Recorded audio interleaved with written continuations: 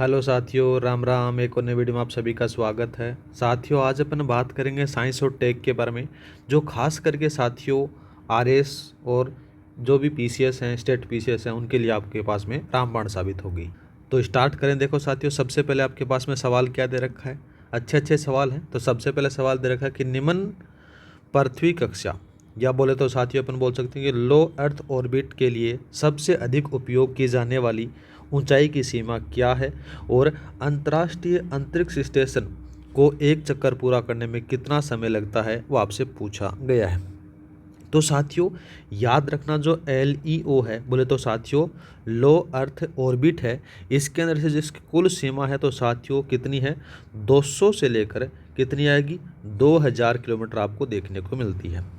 लेकिन सबसे अधिक ऊंचाई का जो उपयोग की जाने वाली ऊंचाई है साथियों, वो आपको 400 से लेकर 800 तक का किया जाता है। ठीक है, याद रखना है। दूसरा बात करते हैं तो अंतर्राष्ट्रीय अंतरिक्ष स्टेशन है साथियों, ये 400 किलोमीटर की ऊंचाई पर 90 मिनट में एक चक्कर लगाता है, याद रखना है। ठीक है, तो याद रखना इसका जो सही आंसर रहेगा वो रहेगा बी। ठीक है, नेक्स्ट बात करते हैं। दूसरा दे रखा है कि मध्यम बोले तो मीडियम अर्थ ऑर्बिट पृथ्वी, इसके बारे में बात करें तो मध्यम पृथ्वी कक्षा बोले तो मीडियम अर्थ ऑर्बिट के संबंध में निम्नलिखित कथनों पर आपको विचार करना है। अच्छा सवाल दे रखा है। सबसे पहले अगर बात करें तो कौन सा सही है वो अपने को देखना है। तो पहला दे रखा है कि इसकी जो सीमा है वो 2000 किलोमीटर से साथियों 20,000 किलोमीटर तक है। ठीक बात आती है। दूसरा बात करते हैं, जीपीएस को इसकी कक्षा में साथियों 12,000 से लेकर 14,000 किलोमीटर के बीच में स्थापित किया जाता है। बात ये भी ठीक है। दूसरा बात करते हैं साथियों, जीपीएस कुल 30 उपग्रहों का उपयोग करता है, जिसमें से 24 सक्रिय रहते हैं। ये बात भी ठीक आती है। तीनों कथन सही हैं, ये भी सही है और ये भी सही है। तो आपका ऑप्शन नंबर डी सही रहेगा। नेक्स्ट बात करते हैं साथियों, दूसरा दे रखा कि निम्नलिखित में से कौन भूस्थितिक और भूतुल्यांकिक कक्षाओं के बीच से संबंध का सबसे अच्छा वर्णन करता है, वो आपसे पूछा गया है। ये सवाल जो साथियों यूपीएससी के द्वारा पूछा गया है, तो इसके बारे में अगर बात करें तो याद रखना, भूस्थितिक कक्षा और भूतुल्यांकिक कक्षा का एक ही प्रकार है, जिसमें से साथियों भूमध्य रेखा से कोण है वो 0 डिग्री होता है, याद रखना है। तो आपका ऑप्शन नंबर ए सही रहेगा, याद रखना है। दूसरा बात करते हैं, देखो साथियों दूसरा कौन सा दे रखा है कि सूची 1 और सूची 2 को आपको सम्मिलित करना है। अच्छा सवाल दे रखा है। सबसे पहले अगर बात करते हैं पीएसएलवी के बारे में, तो जो पीएसएलवी है उसके बारे में अपने पास में देखने को क्या क्या देखने को मिलेगा। तो सबसे पहले आपके पास में से देखने को मिलेगा मेरे भाई की पीएसएलवी मेरे भाई 4 चरण होते हैं, 4 स्टेजेस होती हैं, जिसमें से साथियों कौन कौन सी होती हैं वो आपको देखने को मिलेगा। ठोस द्रव आपको देखने को मिलता है। ठीक है, तो ये इससे मैच करा दो। दूसरा बात करते हैं जीएसएलवी बोले तो MK3, तो यहाँ पर से LVM3 के बारे में अगर बात करें तो साथियों इसके अंदर से 3 स्टेज देखने को मिलेंगी, जिसमें से ठोस द्रव और क्रायोजेनिक देखने को मिलता है। तो यहाँ पर से इसको मैच करा दो। और SSLV के बारे में अगर बात करें तो साथियों याद रखना, SSLV के अंदर से 4 स्टेज देखने को मिलेंगी, जिसमें से 3 तो ठोस है और 1 द्रव देखने को मिलेगा। ये इससे मैच करा दो। तो आपका ऑप्शन नंबर ए है वो सही रहेगा। नेक्स्ट बात करते हैं, देखो साथियों अभिकथन और कारण सवाल दे रखा है। अच्छा सवाल है। हाल ही के अंदर से साथियों ये पैटर्न पूछा जाता है, तो इस प्रकार से डिजाइन किए गए हैं। यहाँ पर से अगर बात करें तो सबसे पहले अपन पढ़ते हैं किसके बारे में, यहाँ पर से अपन अभिकथन के बारे में देखते हैं। अभिकथन में क्या कहा गया है कि साथियों सूर्य तुल्यांकी कक्षा के उपग्रहों को अपना कोण लगभग 1 डिग्री प्रतिदिन बदलना पड़ता है। बात ठीक आती है। दूसरा बात करते हैं साथियों, दूसरा दे रखा है कि पृथ्वी सूर्य के चारों ओर लगभग 365 दिनों में से 360 डिग्री की कक्षा पूरी करती है, जिसे दिन रात का प्रकाश रेखा बदलती है। ये बात भी ठीक आती है। तो साथियों यहाँ पर से अभिकथन और कारण दोनों सही है। ठीक है, और व्याख्या भी सही हो रही, तो आपका ऑप्शन नंबर ए सही रहेगा। नेक्स्ट बात करते हैं। नेक्स्ट सवाल दे रखा है साथियों, अच्छा सवाल है। PSLV ध्रुवीय उपग्रह प्रक्षेपण यान के बारे में निम्नलिखित कथनों पर आपको विचार करना है। अच्छा सवाल है। सबसे पहले अगर बात करते हो साथियों इसे इसरो का वर्क हॉर्स कहा जाता है। बात ठीक है। ठीक है, दूसरा बात करते हैं, इसकी कुल 65 उड़ानों में से इसने 60 उड़ानें सफल प्राप्त की हैं। यह बात भी ठीक आती है। दूसरा बात करते हैं तो साथियों PSLV के द्रव ईंधन चरण मुख्य रूप से गुरुत्वाकर्षण सिद्धांत के विरुद्ध अधिकतम प्रारंभिक प्रणोदक प्रदान करने में मदद करते हैं। ये बात साथियों गलत आती है। गलत क्यों आती है? तो साथियों यहाँ पर से द्रव ईंधन नहीं आएगा, वो आएगा सॉलिड वाला। ठीक है, तो यहाँ पर से याद रखना जो ठोस ईंधन होता है उसका प्रयोग यहाँ पर से होगा। ठीक है, ठोस ईंधन। तो आपका पहला और दूसरा सही है, पहला ये सही है, दूसरा सही है, तो आपका ऑप्शन नंबर ए सही रहेगा। नेक्स्ट बात करते हैं, देखो साथियों, रॉकेट प्रणोदक के संबंध में अभिकथन और कारण बताया गया है। अच्छा सवाल है। तो देखो साथियों, इसके बारे में अगर बात करें तो आपको कौन कौन सा सही है वो अपने को देखने को मिलेगा। पहला दे रखा है कि रॉकेट की दिशा और प्रक्षेपक वर्कर को नियंत्रित करने के लिए द्रव ईंधन इंजन ठोस ईंधन इंजन से बेहतर माने जाते हैं, बात ठीक आती है। दूसरा दे रखा है साथियों कि द्रव ईंधन इंजनों में थ्रोटल नियंत्रण संभव है और उन्हें उड़ान के दौरान फिर से चालू किया जा सकता है, यह बात भी ठीक आती है।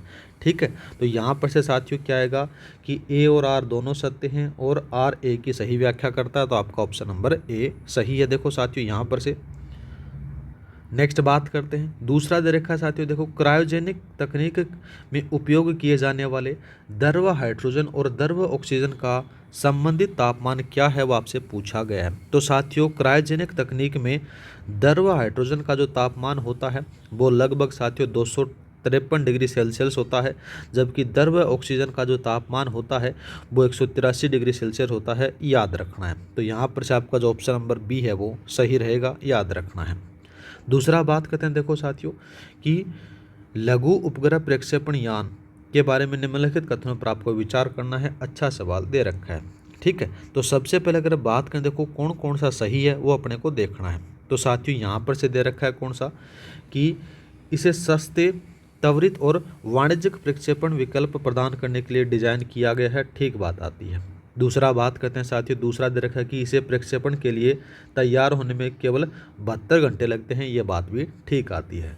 दूसरा बता रखा है कि भूस्थितिक स्थानांतरण कक्षा में 4.5 टन तक के बड़े पेलोड ले जा सकता है, ये बात गलत आती है साथियों। तो गलत क्यों आती है, याद रखना साथियों, ये क्या हो जाता है कि जो एलईओ में भेजने, लो अर्थ ऑर्बिट में भेजने के लिए इसको बनाया गया है, याद रखना है। जबकि साथियों 4.5 टन से बड़े पेलोड को क्षमता के लिए बाहुबली रॉकेट, जो अपन बोल सकते हैं कि GSLV Mk3 का प्रयोग किया जाता है, इसका नहीं किया जाता। किसका नहीं किया जाता? SSLV का प्रयोग नहीं किया जाता है, याद रखना है। तो आपका पहला सही, दूसरा सही, तीसरा गलत है, तो आपका ऑप्शन नंबर बी सही रहेगा।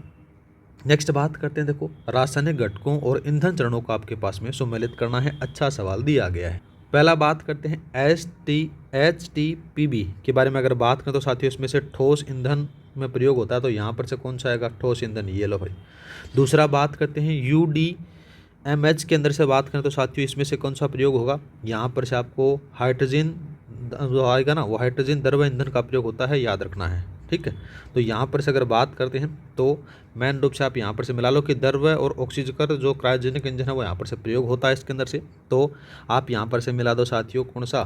द्रव ईंधन, ये लो भाई। दूसरा बात करते हैं लिक्विड हाइड्रोजन वाले इसके अंदर से, तो आपको क्रायोजेनिक ईंधन देखने को मिलेगा, ये इससे मैच करा दो, तो आपका ऑप्शन नंबर ए सही रहेगा।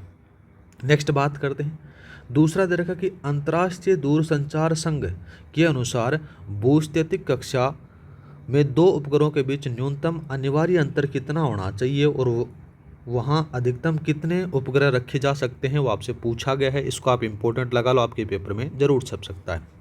इसके बारे में अगर बात करें ना साथियों, तो याद रखना यहाँ पर से देखो टकराव से बचने के लिए अंतर्राष्ट्रीय दूरसंचार संघ के द्वारा साथियों एक क्या बनाया गया? नियम बनाया गया। उस नियम के अंदर से अगर बात करें कि साथियों GEO बोले तो साथियों यहाँ पर से भूस्थितिक कक्षा के अंदर से भूस्थितिक कक्षा के अंदर से अगर बात करें तो साथियों भूस्थितिक कक्षा के अंदर से दो उपग्रहों के बीच कम से कम 1 डिग्री का गैप होना चाहिए। ठीक है, जबकि कक्षा है वो 360 डिग्री का वर्त है, याद रखना। इसके अंदर साथियों याद रखना कि अधिकतम है वो 360 ही उपग्रह स्थापित किए जा सकते हैं, तो याद रखना इसका जो ऑप्शन नंबर है वो बी सही रहेगा।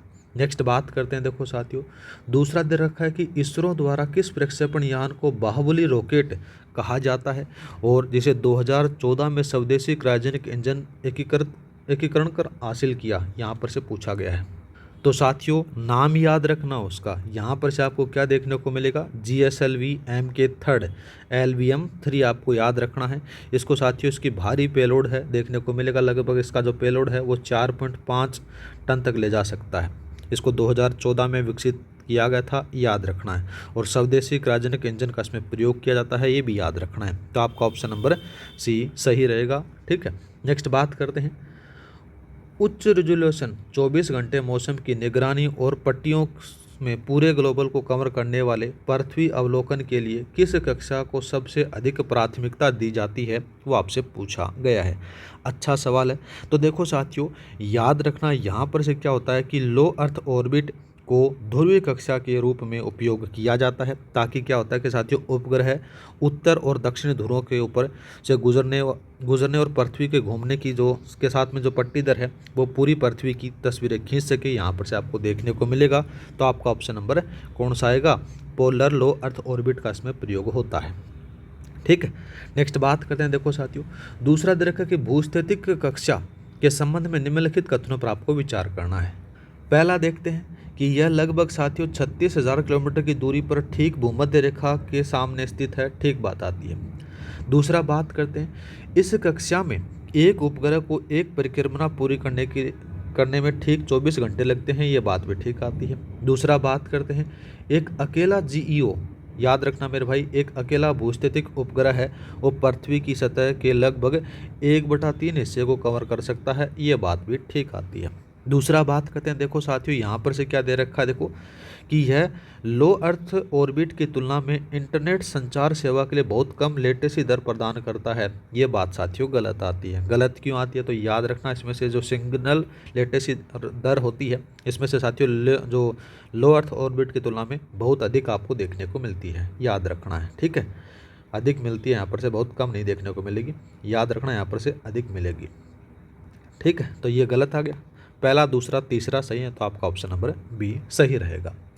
नेक्स्ट बात करते हैं, सूची 1 और सूची 2 को आपको सम्मिलित करना है। कक्षा के प्रकार एक तरफ दे रखे हैं और दूसरी सूची में है जो आपको प्राथमिक अनुप्रयोग दे रखे हैं। अच्छा सवाल है। तो देखो साथियों सबसे पहले आपके पास में दे रखा है लियो, लो अर्थ ऑर्बिट के बारे में अपन बात करें। देखो साथियों यहाँ पर से क्या देखने को मिलेगा, लो अर्थ ऑर्बिट का जो उपयोग है वो मुख्य रूप से पृथ्वी अवलोकन या फिर रिमोट सेंसिंग के लिए किया जाता है, याद रखना है। किसके लिए करोगा मेरे भाई, तो याद रखना इसका जो प्रयोग होता है वो पृथ्वी अवलोकन या फिर रिमोट सेंसिंग के लिए इसका प्रयोग किया जाता है। तो यहाँ पर से कौन सा आएगा, तो ये इसमें मैच करा दो। दूसरा बात करते हैं मीडियम अर्थ ऑर्बिट के बारे में। तो देखो साथियों मीडियम अर्थ ऑर्बिट है, इसका जो उपयोग होता है साथियों GPS और नेविगेशन के लिए प्रयोग होता है, तो कौन सा आएगा, ये इससे मैच करा दो। दूसरा बात करते हैं जियो का। तो साथियों जियो का जो प्रयोग होता है वो उपयोग किस के लिए होता है, दूरसंचार और DTH के लिए इसका प्रयोग होता है, क्योंकि यह पृथ्वी के सापेक्ष स्थित होता है, याद रखना है। तो यहाँ पर से ये याद रखना है, तो आपका जो सही है वो ऑप्शन नंबर ए सही रहेगा। नेक्स्ट बात करते हैं, अन्य देशों के उपग्रहों को लॉन्च करने का अनुबंध लेने के लिए स्थापित इसरो के व्यावसायिक शाखा का नाम क्या है, वो आपसे पूछा गया है। अच्छा सवाल है। तो साथियों याद रखना भारत ने क्या कर रखा है, भारत ने अंतर्राष्ट्रीय बाजार के लिए अपने वाणिज्यिक प्रक्षेपण दरवाजे खोले हुए हैं और अन्य देशों के अनुबंध लेने के लिए नाम आता है NSIL, बोले तो न्यू इंडिया स्पेस लिमिटेड नामक कंपनी खोली हुई है, याद रखना है। ठीक है, तो यहाँ पर से आपका ऑप्शन नंबर सी सही रहेगा, याद रखना है। ठीक है, नेक्स्ट बात करते हैं। नेक्स्ट सवाल कौन सा दे रखा है, अभिकथन और कारण दे रखे हैं। अच्छा सवाल दे रखा है साथियों।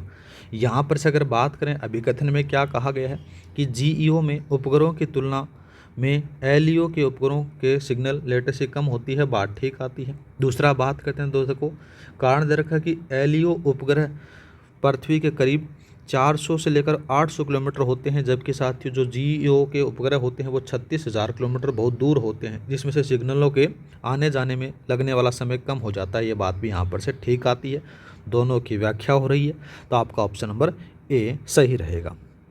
नेक्स्ट बात करते हैं, देखो साथियों की प्रक्षेपण यानों में ठोस ईंधन इंजनों की प्रमुख सीमा या फिर कमी क्या रखनी चाहिए, वो आपसे पूछा गया है। क्या मानी जाती है वो आपसे पूछा गया, तो इसके बारे में अगर बात करें तो साथियों याद रखना ठोस ईंधन की सबसे बड़ी कमी यह है कि प्रज्वलित होने के बाद यह इस पर क्या करता है कि नियंत्रण ना वो नहीं हो सकता। आप इसे अपन क्या कर सकते हैं, थ्रोटल या फिर बंद नहीं कर सकते, याद रखना है। लेकिन जब अगर बात करें बहुत ही अधिक थ्रस्ट देता है तो साथियों डिजाइन से सरल आपको देखने को मिलेगा। तो यहाँ पर से क्या देखने को मिलेगा, ये आपको देखने को मिलेगा कि एक बार प्रज्वलित होने के बाद उन्हें नियंत्रण या फिर थ्रोटल या बंद नहीं किया जा सकता, इसलिए आपको यहाँ पर से देखने को मिल जाता है। ठीक है, तो आपका ऑप्शन नंबर सी सही रहेगा। नेक्स्ट बात करते हैं, दूसरा दे रखा कि पीएसएलवी जैसे रॉकेट के मध्य चरणों में द्रव ईंधन चरणों का विशेष रूप से उपयोग क्यों किया जाता है, वो आपसे पूछा गया है। अच्छा सवाल है। यहाँ पर से अगर बात करें देखो साथियों, तो क्या देखने को मिलेगा कि द्रव होता है ना, वो द्रव ईंधन है, वो थ्रोटल नियंत्रण देता है, याद रखना है। जिसमें से साथियों रॉकेट को अपने मार्ग पर सटीक रूप से निर्देशित किया जा सकता है।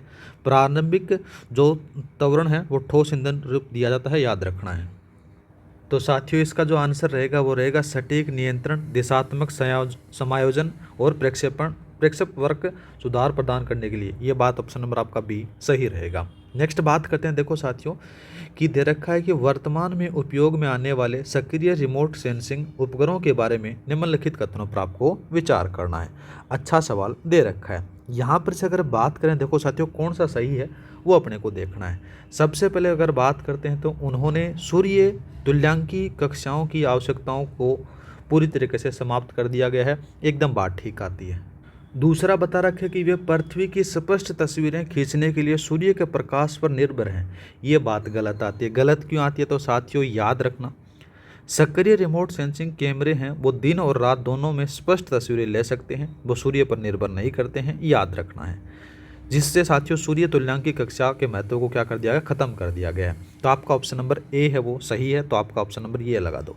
नेक्स्ट बात करते हैं, पीएसएलवी की कुल 65 उड़ानों में अब तक कितनी उड़ानें सफल रही हैं, वो आपसे पूछा गया है। तो साथियों याद रखना यहाँ पर से पीएसएलवी ने अब तक 65 उड़ानें भरी हैं, जिसमें से साथियों 60 सफल उड़ानें रही हैं, केवल 5 ही यहाँ पर से विफल रही हैं। तो आपका ऑप्शन नंबर बी सही रहेगा। नेक्स्ट बात करते हैं, पीएसएल की विफलताओं के बारे में निम्नलिखित कथनों पर आपको विचार करना है। यहाँ पर से अगर बात करें पीएसएलवी की विफलताओं के बारे में तो कौन कौन सा सही है वो अपने को देखने को मिलेगा।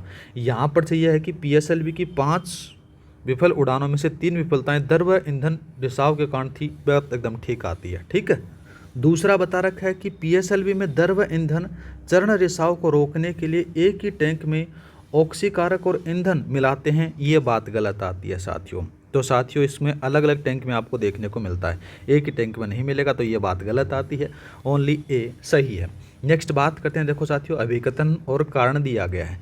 अच्छा सवाल दे रखा है। सबसे पहले अगर बात करें देखो साथियों अभिकथन में क्या कहा गया है वो अपने को देखना है कि संयुक्त राज्य अमेरिका ने भारत को क्रायोजेनिक तकनीक के हस्तांतरण को भारी रूप से प्रतिबंधित कर दिया था, ये बात ठीक आती है। दूसरा बात करते हैं देखो साथियों कि अमेरिका को डर था कि पोखरण परमाणु परीक्षण के बाद भारत इस अत्यधिक कुशल तकनीक का उपयोग शक्तिशाली बैलिस्टिक मिसाइल का विकास करने के लिए करेगा, ये बात भी ठीक आती है। बात करें इसके बारे में तो साथियों जो पोखरण परीक्षण के बाद में अमेरिका ने क्या किया, अमेरिका ने क्रायोजेनिक तकनीक के हस्तांतरण पर क्या कर दिया गया, प्रतिबंध लगा दिया गया, क्योंकि उसे डर था कि भारत इस उच्च दक्षता वाले इंजन का उपयोग मजबूत मिसाइल बनाने में कर सकता है, तो इसलिए उसने प्रतिबंध कर दिया था। दोनों सही हैं, तो आपका ऑप्शन नंबर ए सही रहेगा। नेक्स्ट बात करते हैं, सूची 1 और सूची 2 को सम्मिलित करना है। एक तरफ आपको प्रक्षेपण यान दे रखे हैं और दूसरी तरफ आपको प्राथमिक लक्ष्य या फिर कक्षा का उपयोग के साथ में मिलान करना है। सबसे पहले अगर बात करें देखो साथियों कौन सा दे रखा है, यहाँ पर से दे रखा है कि SSLV के बारे में। तो SSLV है साथियों, यहाँ पर से क्या देखने को मिलेगा, ये मिलेगा यहाँ पर से ये निम्न कक्षा एलईओ में त्वरित वाणिज्यिक लॉन्चिंग के लिए है, तो ये लो भाई। दूसरा बात करते हैं पीएसएलवी के लिए, तो पीएसएलवी मुख्य रूप से साथियों ध्रुवीय के लिए आपको देखने को मिलेगा, तो यहाँ पर से ध्रुवीय कक्षाओं के लिए ये लो भाई। और एक आता है साथियों GSLV MK3, तो याद रखना साथियों भूस्थितिक स्थानांतरण कक्षा GTO में भारी पेलोड के लिए, ये इससे मैच करा दो। तो आपका जो ऑप्शन नंबर ए है वो सही रहेगा। नेक्स्ट बात करते हैं कि अंतरिक्ष प्रौद्योगिकी अवधारणाओं के संयोजन वाले निम्नलिखित कथनों पर आपको विचार करना है। अच्छा सवाल दे रखा है। यहाँ पर से अगर बात करें देखो साथियों तो कौन कौन सा सही है वो अपने को देखना है। पहला ये कहा गया कि 400 किलोमीटर तक स्थित एक उपग्रह है वो 36,000 किलोमीटर पर स्थित उपग्रह की तुलना में एक दिन में पृथ्वी के कम चक्कर लगाता है, बात ठीक आती है। दूसरा बात करते हैं देखो साथियों यहाँ पर से दूसरा कौन सा दे रखा है, नहीं, इसको थोड़ा सा चेंज करना है साथियों। चेंज क्यों करना है तो इसके बारे में अगर बात करें तो 400 किलोमीटर पर उपग्रह है ना, जैसे अपन बात सकते हैं कि ISS है, वो एक दिन में साथियों 16 चक्कर अधिक लगाता है, जबकि साथियों जो 36,000 किलोमीटर पर उपग्रह है जिसको अपन बोल सकते हैं GEO पर, दिन में केवल एक ही चक्कर लगाता है। तो ये बात यहाँ पर से गलत आती है। ठीक है, तो ये बात गलत आ गई। दूसरा बात करते हैं तो यहाँ पर सीधे रखा कि अंतर्राष्ट्रीय अंतरिक्ष स्टेशन एक दिन में पृथ्वी के लगभग 16 चक्कर लगाता है, बात ठीक आती है। दूसरा बात करते हैं देखो साथियों कि क्रायोजेनिक इंजन को प्रतिबंधित करना आसान है, क्योंकि जलने की गर्मी के साथ माइनस तापमान को संतुलित करना सरल है, ये बात भी गलत आती है। दूसरा बात करते हैं तो GSLV Mk3 गुरुत्वाकर्षण पर काबू पाने के लिए अपने पहले चरण में ठोस स्टेप ऑन बूस्टर का उपयोग करता है, ये बात एकदम ठीक आती है। दूसरा और चौथा सही है, तो आपका दूसरा चौथा कहाँ पर है, तो आपका ऑप्शन नंबर बी सही रहेगा। ये थे साथियों आपके 25 MCQs जो आपको खास करके PCS और RAS के लिए इंपॉर्टेंट साबित होंगे, साथ ही आपको UPSC के अंदर भी काम आएंगे। मिलते हैं नेक्स्ट वीडियो में। जय हिंद जय भारत। इस क्लास की जो PDF फाइल आपको टेलीग्राम पर मिल जाएगी, टेलीग्राम का लिंक है वो डिस्क्रिप्शन में दे रखा है, वहाँ पर जाकर ज्वाइन कर लेना। हर क्लास की PDF आपको मिलने वाली है।